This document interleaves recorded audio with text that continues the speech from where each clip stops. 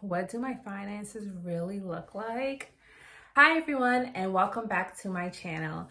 If you're new here, welcome. I am a dermatology resident and I make videos for anyone who's thinking about or currently training in medicine. I make content giving advice based on my own life experiences throughout the medical journey. Today we're talking about my financial realities as a dermatology resident.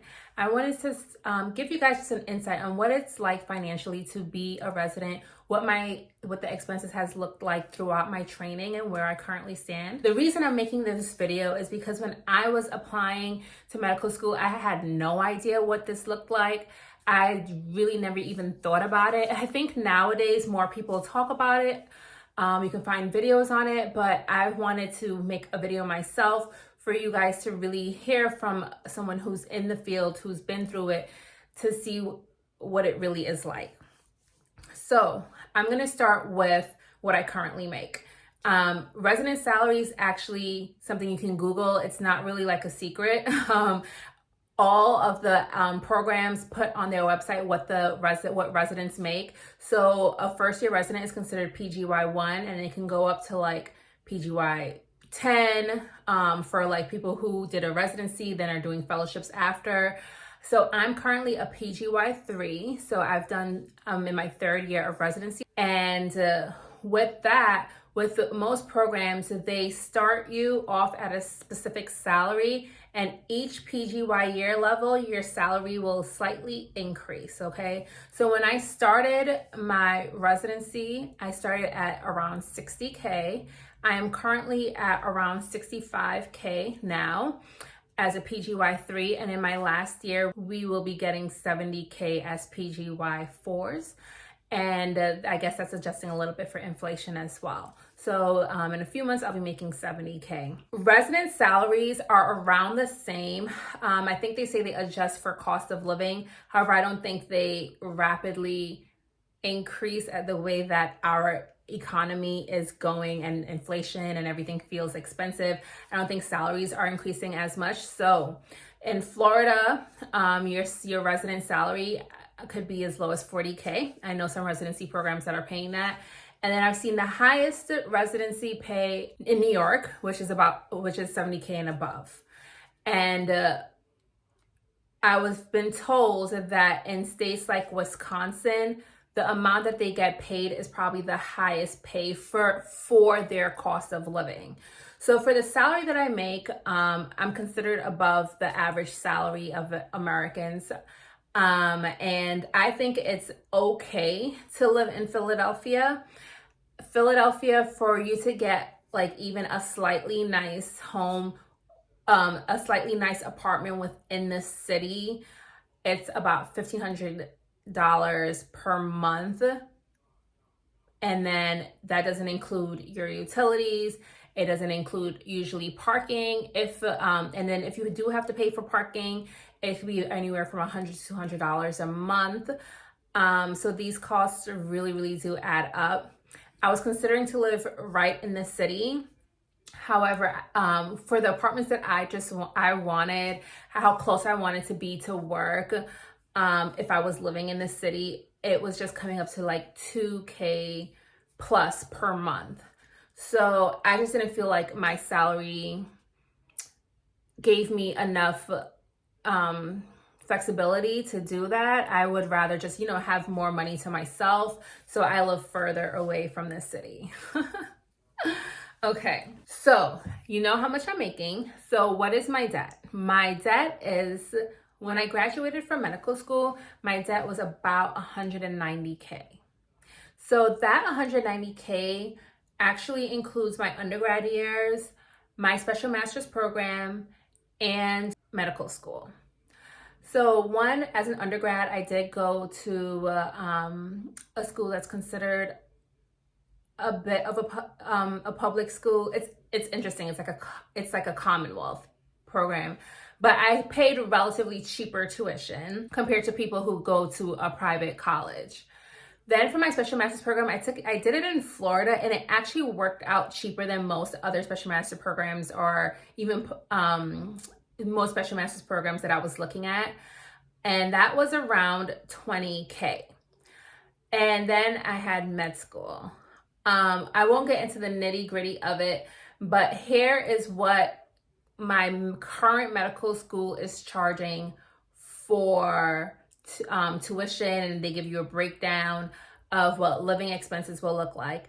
I will say that I went to medical school in rural Pennsylvania. So I actually had a cheaper cost of living. I lived right on campus, and campus housing was very much cheaper than compared to if I was to live, like, for example, went to med school in Philadelphia. Out there in general, living is just cheaper. So I always tell students to consider cost of living, especially if they are going to have to pay, especially if they're going to have to take out loans. If you have a school in a city versus somewhere that's a little bit cheaper, consider like how much it might save you. So I do think I fall into the cheaper category because, like I said, I was paying in state.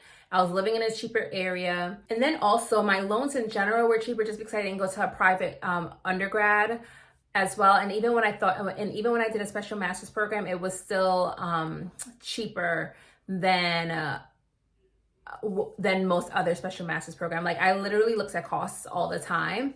And I know you're probably thinking like, wait, that doesn't make sense. Like, it's still not adding up why her debt is still like that amount. Like, you're expecting it to probably be higher, right? So I actually did get a grant. I got $20K a year from my medical school. So that helped significantly. I also one year won an award that also gave me another additional $10K that year. So in all, I got $90K towards my tuition. So this is just for you guys to really see, like, even with all that money that I was awarded, how much in debt I still am. And so, especially for those of us, it's becoming more common to take a winding road towards medicine. And if you're taking these other like post-bac courses or a special master's program, or even if you're doing like an MPH or an MBA and you're paying for, and you're taking out loans for those, it really does add up. Additionally, so 1 year I did a master's program and 2 years I worked. And the 2 years I made, I think it's considered less than the average American at that time.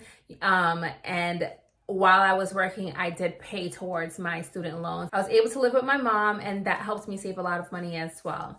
I have a friend who went to med school right in her hometown. So she was able to live at home while going to med school. So that saved her so much money. There's different ways to save money. If we circle back to when I was talking about residency programs, I did not include that some programs, such as in New York, even though that cost of living is really, really high, some programs actually do subsidize for housing. One of my friends is doing a residency in New York, and she lives in an apartment building next to her job, and she pays like really cheap to live right there in New York. So it is possible to get subsidized housing as a resident, but not a lot of programs do that. All right, let's go back to where we were at before. Sorry that I went all the way back to talking about that. But yes, so I ended up with a debt. And when I went to financial counseling, they told me, congratulations, you have less debt than the average med student in your medical school. So I was told that the average medical student at my school was in debt about 200 plus, maybe somewhere over 200K. And then I think my medical school, the average debt people were in was still lower than a lot of other med school students from other medical schools. So this hopefully gives you a better insight on how expensive medical school and medical training can be. So now the next part is expected salary. You guys probably know that, but just to like make this a cohesive story, that after graduating, I will then jump to an attending salary. It will differ if I choose academia, where I'm working in an academic setting, versus if I'm working in a private practice. There's also like a mix of academia and private, but we won't really get into that. We'll just like separate it to academia and private. Academia usually pays less and private usually pays much more. So the average physician really comes out making about $200,000 a year plus. And it varies based on your specialty. I will say that dermatology is one of the specialties where you're getting paid on the higher end when it comes to all of the physicians' specialties. However, it's not the highest. There are other specialties that are making much more than the average dermatologist. But this is what the financial reality is of a dermatology resident. I live on a budget. I spoke with the financial planner who told me that even after I become an attending, I should still be living on a tight budget for another 3 or so years. So, it's not like we're living large. We still, for those of us who are not getting financial support from family, we're living on tight budgets, and we probably might be doing that for a few years after we even become attendings. I have a car that I hope that will last me even while I'm in my first few years as an attending. I pay my student loans. Things feel really, really expensive. I think we're all feeling that right now in the economy. So if you have any questions about the financial realities of training in medicine, let me know. I know that I did not include anything much about scholarships. Like I said, I won an award and then I got a grant from my medical school.